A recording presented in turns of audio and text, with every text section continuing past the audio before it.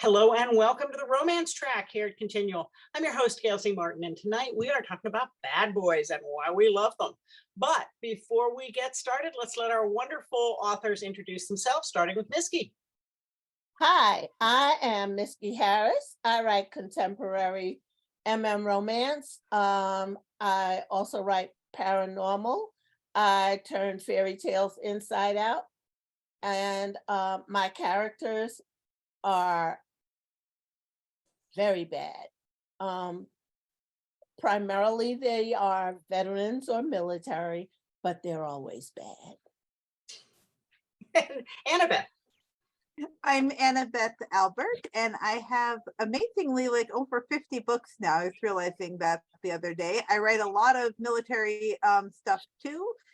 I write bad boys, but my bad boys tend to have a heart of gold because they might start out bad, but somehow I'm always redeeming them. Layla. Hi, I'm Layla. I write a little bit of everything. My bad boys are naughty, they are tough, they are tender. They're the kind of guy I grew up around, the bikers, the drifters, the wanderers. Most of my books will have a motorcycle in it. I do ride. I love Harleys. I love putting my guys on the back of the Harleys, and I love the tattoos and piercings all over them. I write a little bit of paranormal too, and somehow or another in my paranormal series, I've worked a motorcycle club in as security for the wolf shifters. So we got the bad boys going in every which direction. I like that. Nancy.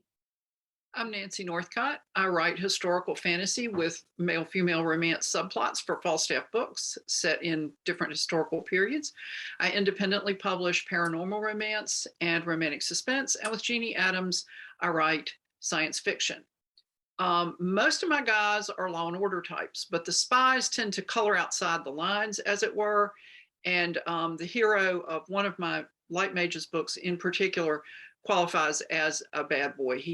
He's the number one most wanted fugitive on the mages list. So we'll see in that book kind of how that goes for him. And I'm Gail Martin, and Morgan Brice. As Gail, I write epic and urban fantasy. As Morgan, I write urban fantasy, male paranormal romance. And, I think bad kind of is in the eye of the beholder because they have reasons for what they do. Yes. And those reasons make sense to them. And certainly, when you fall in love with one of them, then their reasons make sense to you, the love interest. So bad is kind of a subjective term. But yes, from the outside world, they can look very bad, even if what they're really doing is, killing werewolves. And no, they aren't just desecrating graves. They aren't just chopping normal people's heads off. Those were vampires, but try explaining that at a traffic stop. I mean, it's just not going to go well. So what got you interested in writing about bad boys? Why do we love them so much? Miski? I knew I was going to be first. Actually, my very first intentionally bad boy was a part of a Same World series. The story is called Boy Overboard. And the main character puts the B in Brad. I mean, he just think, early 20s, millennial, born with, a semi-silver spoon in his mouth. And he knows everything, absolutely everything. And, making his best bad decision, he hooks up with an unknown motorcycle club who decide that they're sure he's gay. So they take his bike, his belongings, and beat him to a bloody pulp and then leave him for dead on the side of the road. And that's how the book starts. So what I like about writing bad boys is giving them redemption. My vets, I don't know that I would call them bad. Like you said, bad is a matter of perception. I have impish. Um, I have impish boys. They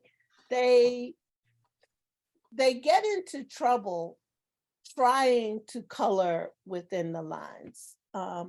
My Don't Ask, Don't Tell series is all about vets who were in the military before, and during Don't Ask, Don't Tell. So get off. Sorry, my cat's trying to climb my Christmas tree. Oh.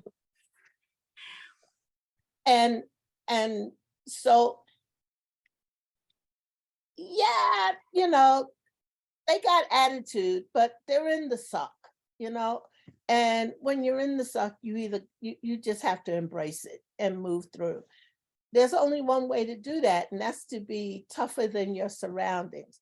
So I don't know if they are so much bad, although they have enough of that swagger that I like them.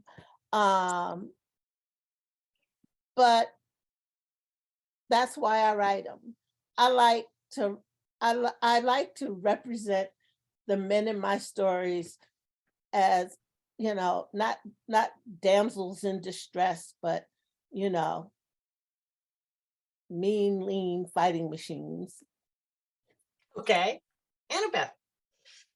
I always like to think about bad boys as that guy in high school who is so crush worthy, but a little bit dangerous and a little bit outside the norm. The guy that your parents are going to object to you bringing home, but boy, do you want to bring him home anyway. It's that sort of element of he's crush worthy, he's untouchable, he's a little bit dangerous, you want the danger, and it's that element of the unexpected. I always like to think of bad boys as like that the motorcycle jacket wearing high school senior that you really probably are not going to take to prom or home to mom and dad, but that sort of guy. And for me, when I'm writing a bad boy, it's often about the wound, the inner part of the hero as to, well, who hurt you, baby? And I want to know, when I get deep into the character, what made you an outsider? What made you color, as Miski was saying, outside the lines? What really, so I like to get deep into the motivation, because it's not about bad as much as, well, what made you a little bit different and what gave you that untouchable air? And I think we often think about bad boys in terms of like the promiscuous ones, the ones who have a lover in every state and they're never in a relationship. But again, I like to go deeper. Well, why is that? Why are you the love them and leave them type? Why are you the one who we wouldn't want dating your best friend's little sister or brother? And so, what is it that's making you tick? And I just love getting inside the head. Sort of who pissed you off, right? Yeah. Yeah. Layla. Well, I think kind of like has already been said, bad is so subjective. And with my guys, being different is just who they are. I've got pictures of me on the back of a motorcycle at 4 years old with a big old helmet on my head, and somebody's holding me up there. And that's just the culture that I was raised around. In high school, my favorite time was spending time with my dad working on his bikes, going to the parts store or the junkyard and picking up pieces. And it never dawned on me that, he would be considered a bad boy, or his friends that I absolutely loved would be considered bad just because they were, kind of fringe people that were on the, outside of normal society, because I don't think I've ever been normal in my entire life. So so I write the guys that I did bring home and that I did date. And, to tell a funny story, my dad used to take the couch and he'd turn it so it would face the door whenever I was bringing a guy home, and he'd have all his biker buddies lined up there waiting to meet the new guy. And I bring this guy home one day and, open the door, and there's dad and there's his buddies, and they're sitting there staring at the door. And I go, "Hey, Dad." And my boyfriend that I've just brought home looks at the far end of the couch and goes, "Hey, Dad." His dad was sitting on the end of the couch.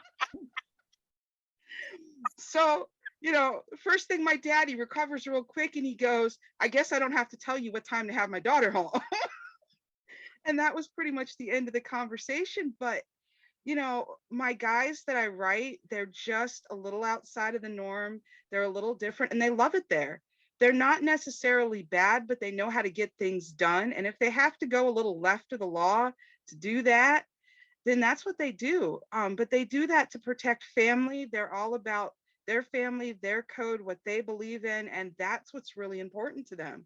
And that's what really motivates them all. Even the ones in the motorcycle club have figured out ways to go legit so that their younger members are earning money honestly, so they're not going that outlaw path that the older guys have gone. And so a lot of those books are the older guys trying to show the younger, hey, you can take your talents and this is what we can do with them so that you can learn how to make money honestly. You can live honestly and love your bike and love riding every day, but you don't have to end up being chased by the law all through the book just to make a point. Okay. Nancy? My guys are not on the, I'm not sure how to say it. They're not, you wouldn't look at them and go, that's a bad dude for the most part. The spies work for a multinational agency that was created to go around the rules that stop everybody else. And the conventional law enforcement agencies don't like the freedom that they have. And at the same time, they don't like that conventional law enforcement gets credit for what they do. Most of my guys are bad in the sense that they go around the rules. The mages are always doing things that are not officially sanctioned to be done that they could get in trouble for because they're, again, they think it's the right thing to do. And Griff, the hero of Renegade Mage, when the story opens, has been on the run for 6 years because he found out that one of the members of the Mages Governing Council was in league with their deadly enemies, the ghouls, who are dark magic users, kidnap mages and normal people or mundanes, and suck their life energy or sometimes use them, have them for snacks. And so this was coming on a series of events that was increasingly frustrating. And Griff was the sheriff or the Shire Reeve, the top law enforcement officer for the mages in the Southeast. And then he found out this explains why we go on raids and we're walking into ambushes. This explains why I buried so many of my deputies, and he lost it. He went into the council chamber and blew away the other person because he accused him, and Griff has certain gifts of foresight, and he saw the guy would walk and he thought, oh no, you don't. And he blew him away. And so he had to fight his way out of the building. And the problem with fighting your way out of the building is that events are then spun by those who stayed behind. And things were twisted so that he was thought to be the ally of the ghouls. And he's the #1 most wanted fugitive. And he was tried and sentenced to death in absentia. And the fun thing for me about writing this book, if you can call dealing with that fun, actually, is what Miski said, is there's a certain level of redemption. And it's the why that really made it work. And I wanted to write him because I've always been drawn to stories of people who were wrongfully accused of something. And I wanted to fix it. And so Valeria, the heroine, is the current sheriff of the mages. And they meet in an unexpected fashion that neither one of them would have predicted. So it's kind of an enemies to lovers story. And then it's a love on the run story as well. And it was a lot of fun, actually. But you know that saying, take your favorite character and do the worst possible thing to them. So I did. And I was pleased with the way it turned out. Most people who read it seem to be pleased with the way it turned out. But writing the spies who just color outside the lines and their main clashes are with regular law enforcement is less stressful for me than writing this kind of situation. And even in the historicals, there's a mages council, a wizards council, they are in that world, who there are very strict rules against using magic in a confrontation with wizards from other countries. But you know what? If those wizards are coming for our country and we don't use magic against them, we lose. And so they operate covertly. So there's always the risk of discovery there. And I like the fact that they're going around the rules. And people who know me or watching this are probably splitting their sides laughing because I'm a compulsive rule follower. But it's fun sometimes to let someone vicariously break the rules for you. And then you can have that pleasure and still follow the rules your own self. So that works out pretty well for me. That's kind of a long-winded answer to your question. Did I answer your question? You did indeed. That was great. Thank you. Well, and my guys are all, they have been pulled into hunting supernatural creatures because something tragic happened in their lives, or they have an extra ability that most of us don't have, and they really just can't ignore what's going on out there. Sometimes just having that ability in the eyes of some people makes them a potentially bad person because, oh my gosh, you have magic. Oh my gosh, you're a werewolf. Oh my gosh, you're a vampire. You must eat people. And so sometimes it's part of who they are that makes other people think they're a bad person without paying any attention to what they actually do. They're judged as a group, and they may not hold to those group norms. In other cases, it's more of what they're doing to actually protect other people who don't realize that the supernatural is real. And so if they're beheading ghouls or staking vampires or hunting werewolves, they're actually saving people. But if you don't believe that stuff is real and you just see them out chasing some kid through the street, you think they're the bad guys, and you don't realize that kid, is a werewolf who just ate somebody. And there isn't time to explain. So in some cases they're on the run. In other cases, they really have to be on the down low because they can't let anybody know about this part of their life because people just won't understand. And so I love that tension between they're really heroes, but people don't see them as heroic. And so that makes them outlaws or outcasts or needing to hide. And that's part of the appeal to me, is the real versus what it looks like. Now, I want to come back to what Annabeth said about having that core wound that often drives them outside, to color outside the lines, whether it's vengeance, whether it is searching for something they've lost. How does that factor in, that core woundedness factor into shaping your bad boys? Miski?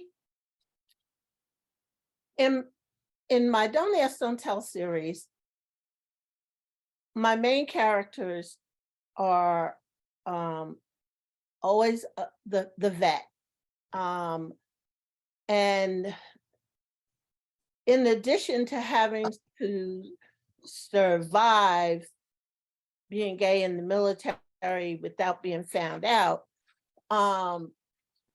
because Miski likes the drama, so they've all been injured in some way.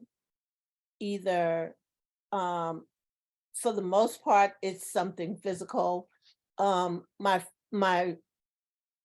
flagship book, the main character was literally thrown under the bus by his lover, who just happened to also be his commander. If that don't piss you off, nothing will. But my other characters are suffering from a variety of injuries and traumatic brain injury or PTSD. In Damage Controlled, I really built a powder keg because I have a veteran with traumatic brain injury, and he is going to be the love interest for a continuing character, Teddy, who comes out as trans. It's a kind of conundrum in that we're only in about 2013 or so. In New York, the sodomy laws had just come off the books.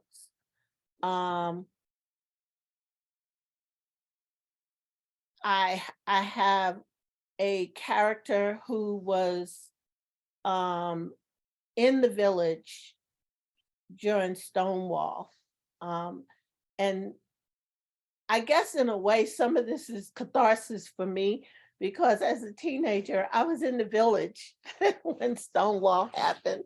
And getting the hell out of there was job one.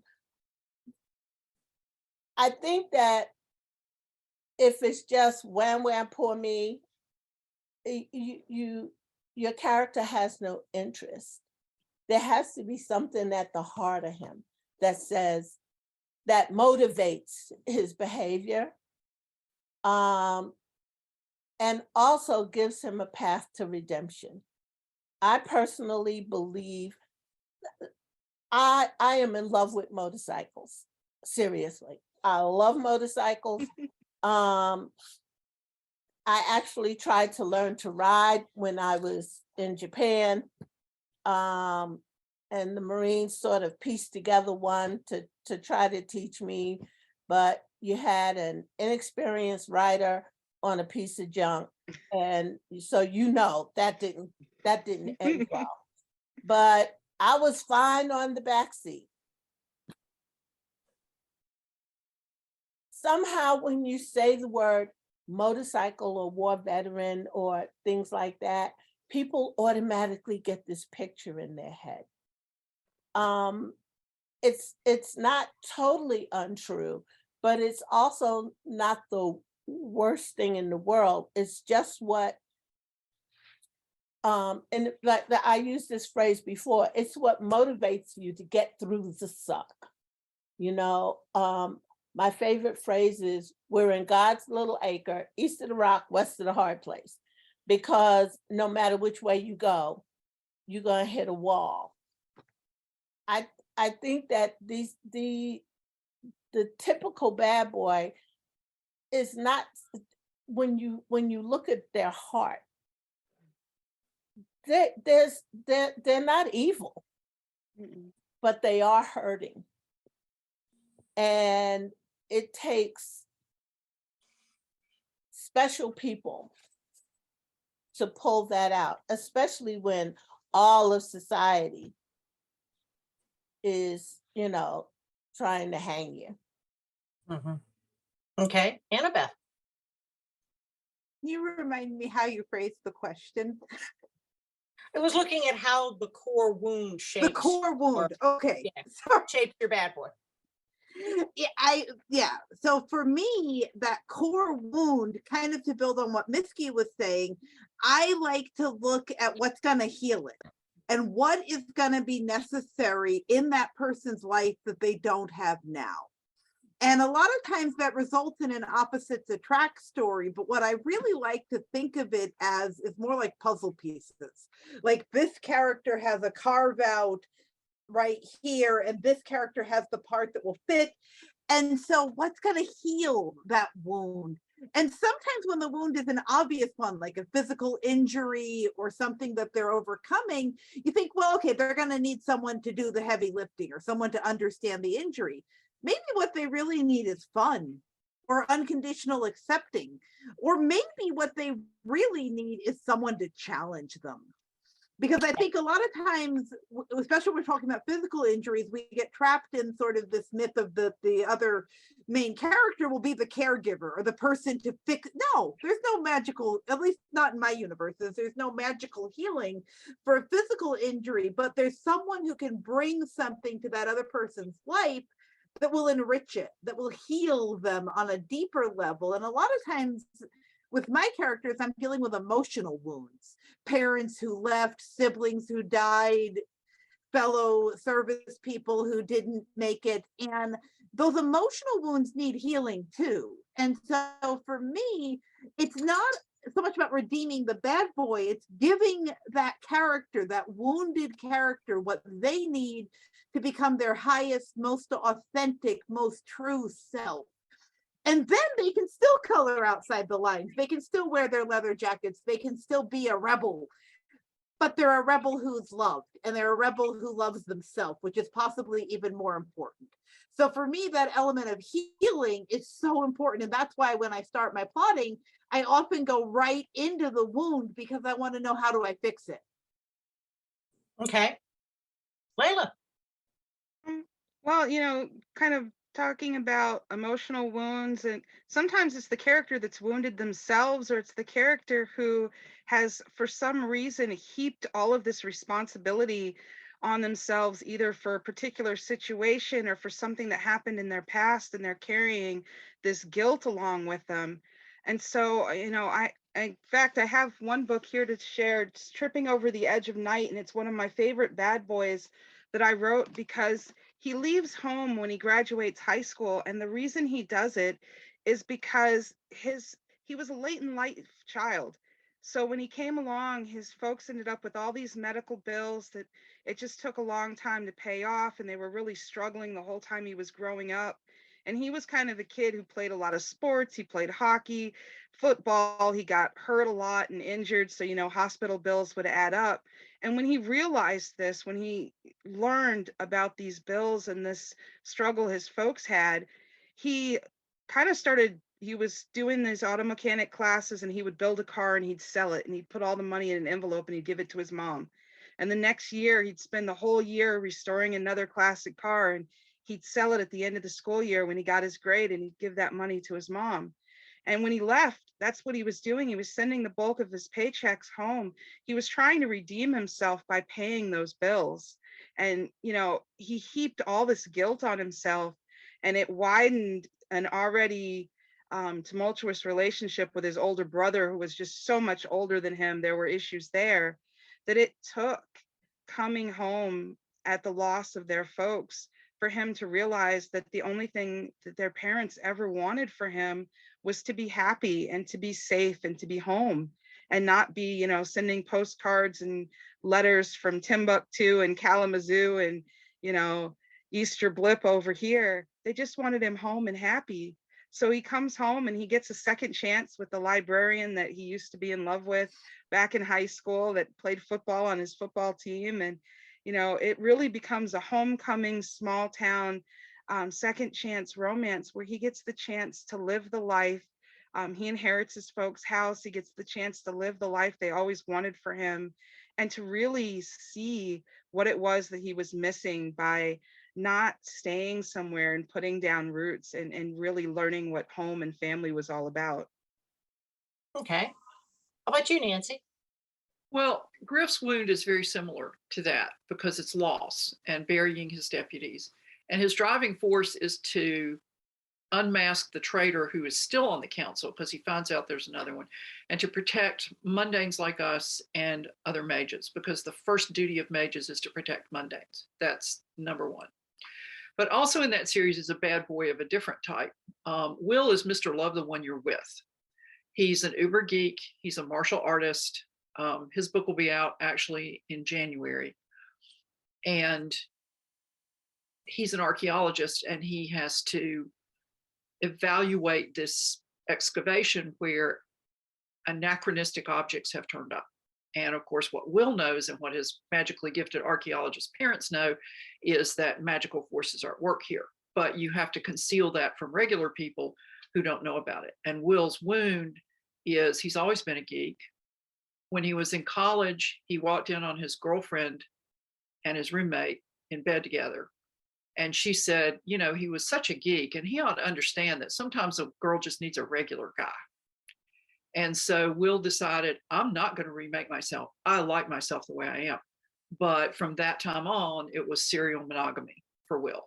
And so Asimov has 3 laws of robotics. Will has 3 laws of dating. Always be honest, never get involved with somebody who's not okay with short term, and never poach. And that's it. And so he's like, his friends tease him about the flavor of the week. So he's not a bad boy in the sense of a dangerous kind of badness, although he is very dangerous. But it's more the wound in his heart that drives him. And he works with Griff. All the people in the series are connected to each other. So for me, I think it's usually some kind of loss that drives them. In one of the spy books, Worth the Wait, Jim Dixon is an agent for that multinational spy agency, and he's been handling child trafficking cases, and he's burned out. I mean, his boss says, you are benched. I don't care what you do. Swim a river, climb a mountain, do something. So he goes to his hometown kind of at loose ends, and it's like Layla was saying, a second chance at love story for him. But I think we used to say in my plot group, pick the character with the wound, and then pick the worst possible person for them. And dealing with that will force them to confront their issues and come to a resolution. And I actually do kind of enjoy the process of constructing these characters so they rub each other against each other in a stressful way, and yet it's moving towards something good. Yeah. A lot of my characters are initially motivated by grief or loss, or they've felt rejection, or many of them have PTSD from one perfectly valid reason or another. So they're damaged, and they know they're damaged. They might be fixing it, they might be coasting with it, but when we see them in the story confronted with finding somebody that they now care about, it's also a motivation for them to start facing the things that they've been avoiding and deal with some of those wounds. In the Witchbane series, my main character, he comes, pardon me, he comes back from the army. He goes out camping with his little brother. They're going to have so much fun. They're going to go to this haunted bridge, and they're going to do a YouTube video, and they're just going to make fun of everybody who thinks that this bridge is haunted. Well, it turns out the bridge is haunted. And by the end of the night, Seth ends up unconscious, and the next morning he finds his brother gruesomely murdered, and everybody thinks he did it. And so it turns out that there is a dark coven and a century-long cycle of ritual murders. And so he goes on the run wanting to stop this so that nobody else loses somebody they love like he did. And he doesn't expect to fall in love with the next intended victim, but that's exactly what happens. And this guy doesn't believe in anything supernatural. So he thinks that Seth is just plain crazy. And hijinks ensue, and eventually they go on the run together, hunting down more of these witches. But that's the kind of core wound where, he's never going to forgive himself for that evening with Jesse, where to his mind, he didn't protect his brother and his brother got killed. The best he can do is try to keep somebody else's little brother from getting killed. And of course, the love of a good man goes a long way toward helping him rebuild and let go of things that really were never his fault. But that's part of the process, not only of their love story, because Evan comes with his own baggage as well, but having Seth come to terms with that, to me, that's as much a part of the love story, because that's Seth's love story with himself as much as Seth and Evan's love story together, and learning how to deal with their own baggage and forge a relationship. So to me, that's a lot of the fun. Where would be the fun in perfect people with no baggage on a romance? I mean, what would you talk about? The weather. That's right. So talk a little more about redemption as we're kind of rounding this out. What does redemption mean to you, and what does it look like in your stories? Miski?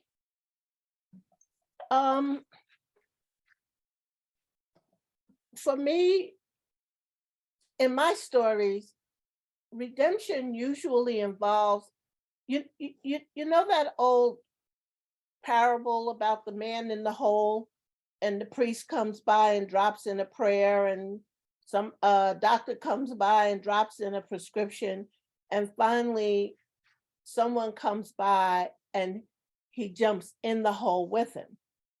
Then and the guy in the hole said, "Now we're both in the hole." And the guy who jumped down said, "Yeah, but I've been in this hole before and I know the way out." And so for me, that's what happens in redemption. And it's really good when both main characters, as somebody said, has what the other needs to get out of that hole. So to me, that's redemption. You know, in Boy Overboard, you know, he just had to learn what life was really all about. And at the same time, Brendan had to learn that taking a risk on getting hurt is what love is all about. So each had what the other needed. And that's the way I see redemption. It doesn't mean that everything is you know, snowflakes and candy corn. As a matter of fact, I hate stories like that. They make my teeth hurt. But that they still have their rough edges, but each one helps the other smooth them out a little.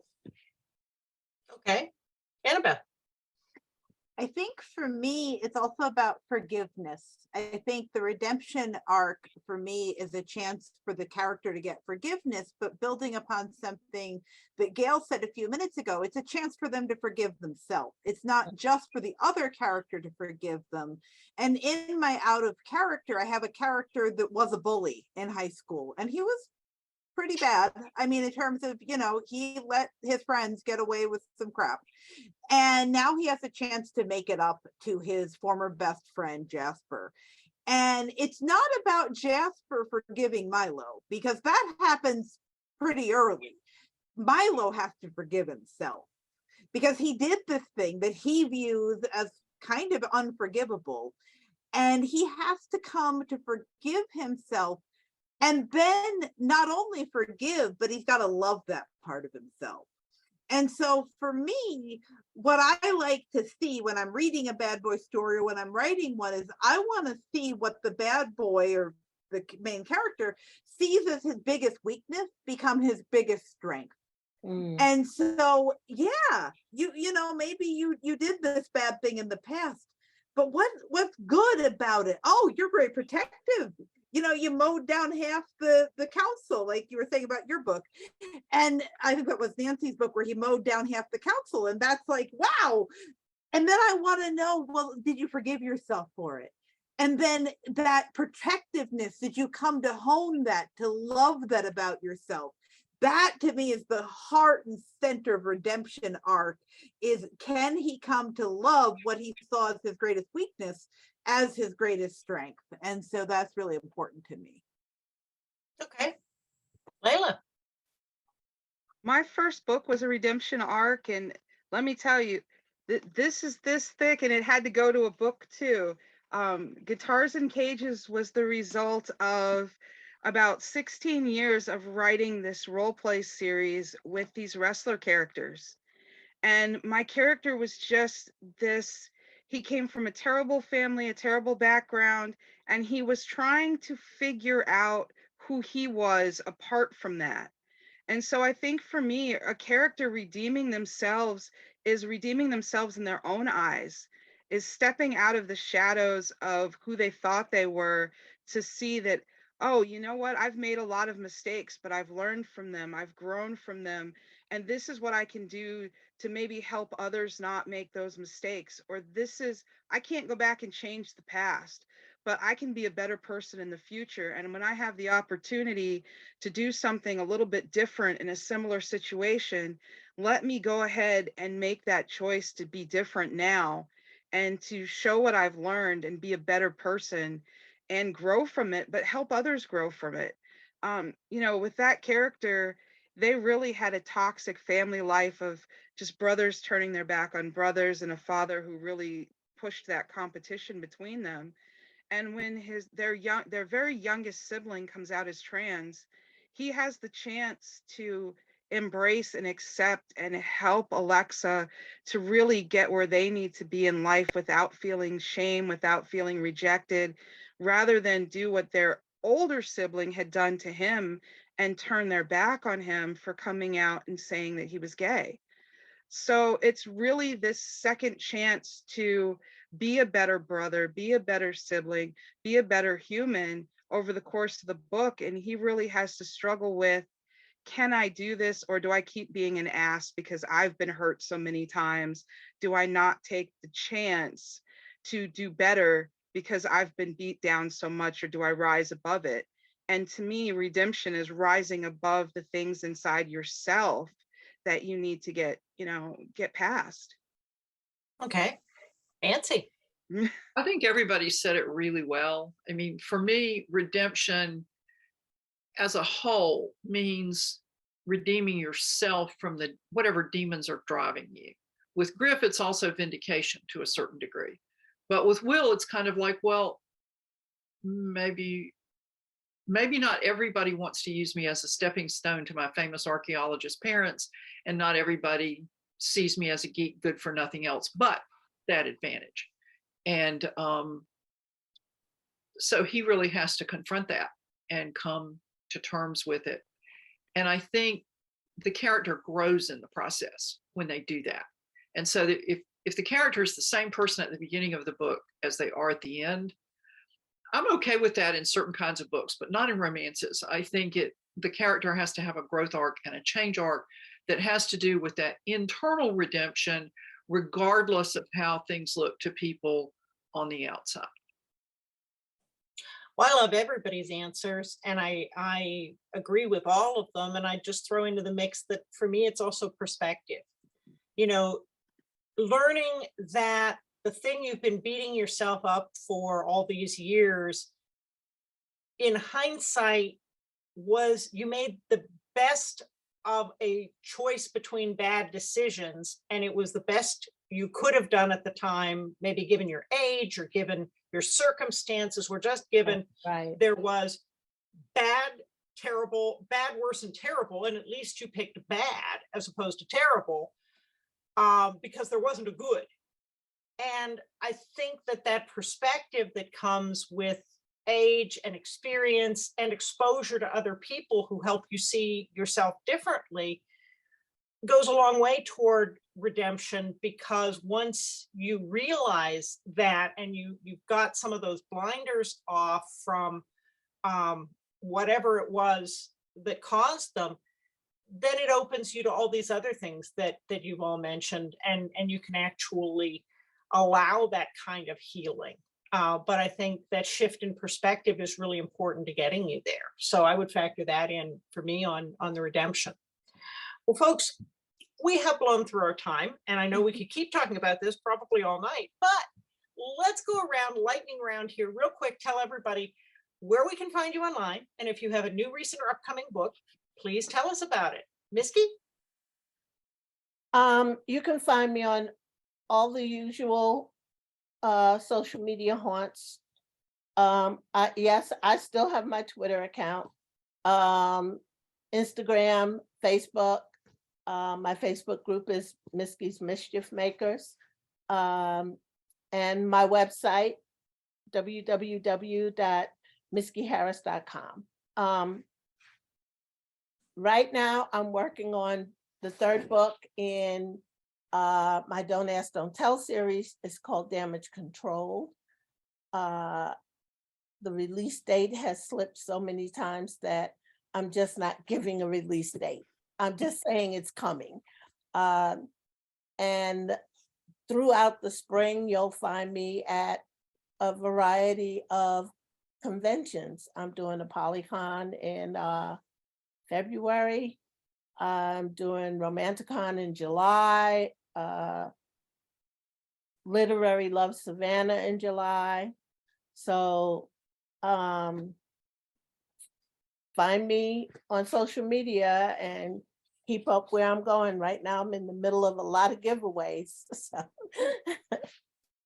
Okay. Annabeth? I too am on Twitter, Instagram, Facebook. I have a really active reader group on Facebook, Annabeth Angels. We'd love to have you. We talk about books and other fun stuff and giveaways and stuff. My up next for me is Rocky Start, which has not one but two bodyguards, and they're both ex-military, and it's a double bi awakening. And I am really excited, and in keeping with our bad boy theme, it has a really big redemption arc for one of our characters, and it was really fun to write. I can't wait to hear what readers think, and it's coming January 12th. Okay, Layla. Well, I actually just had a release about 15 days ago of A Murder for Crow. It is an MMMM romance featuring two MMA fighters, an author, and the hitchhiker. One of them picks up along the way. So there are several redemption arcs throughout it. And you can find me on Facebook, Twitter, Instagram, Tumblr, and TikTok. And I've got a website on Wix. Just Google me. I'll pop up all over the place. I've got a blog. I too will be at several conventions this year, Romance Rendezvous here in Iowa in August, and I'll be in Rare in Melbourne, so that's going to be fun, and a couple of other ones along the way. So I hope you will find me and pop in and see me.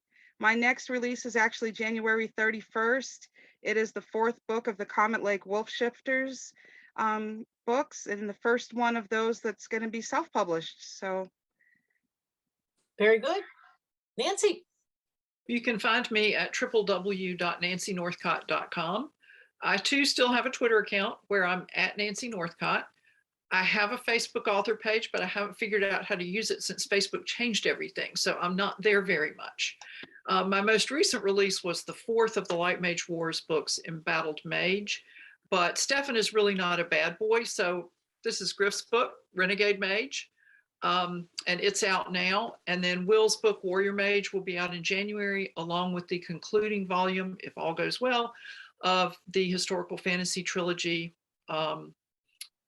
adventure and romance set during the Battle of Britain in 1940, The King's Champion. Okay. And I'm pretty easy to find at gailzmartin.com, morganbrice.com. I'm on all the social media under those names. So if you spell them right, you'll find me.